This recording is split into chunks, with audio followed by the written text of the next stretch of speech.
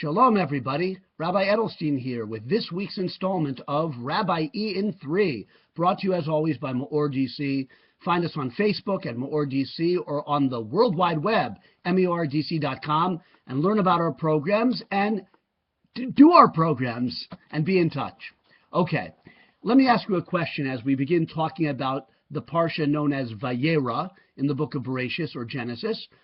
Incredible portion with a lot of amazing stuff in it. But let me ask you a question. You've probably never been asked this before. How do you think you would feel? Well, I guess I'm talking to the men over here, but women, you can participate too. How do you think one would feel, or you men would feel, on the third day after giving yourself a circumcision? Okay, please don't turn off the video yet, okay? And imagine, I guess, that you had not been circumcised, and as an adult, and maybe even an older adult, you gave yourself a circumcision. And on the third day after the circumcision, how do you imagine you'd be feeling?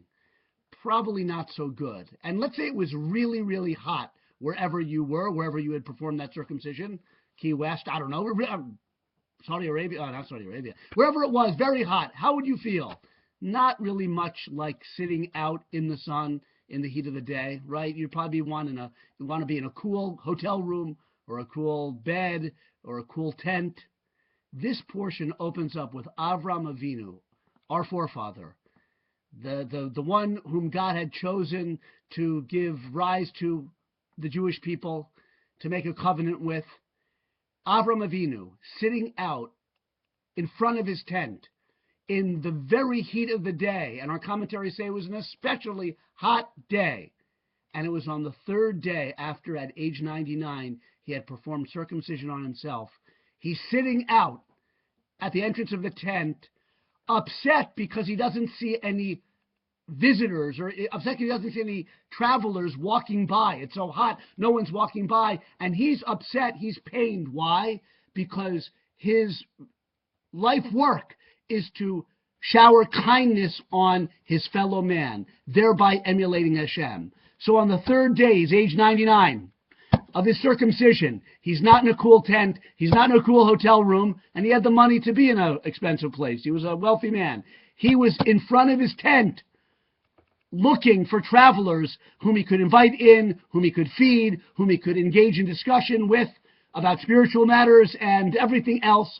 That's Avram Avinu, longing to do kindness.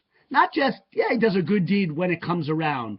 He's proactively looking for good deeds, for chesed, for opportunities to do loving kindness. Incredible. You say, that's Avram, that's not me. Every one of us, every Jewish person has a spark of Avram Avinu within us. We're descended from him. We have that desire to do good, desire to do chesed, desire to serve our fellow man and serve Hashem by serving our fellow men. It's in us. It's way, way beneath the surface in me, for sure, and others, but we can aspire to such alacrity, to such longing to do mitzvot. That's who Avram Avinu was. I don't suggest circumcising yourself, whatever, but the spirit of what we learn in this portion, to be looking for opportunities to emulate Hashem, especially through kindness to our fellow man, that's what we can become. Have a wonderful Shabbos.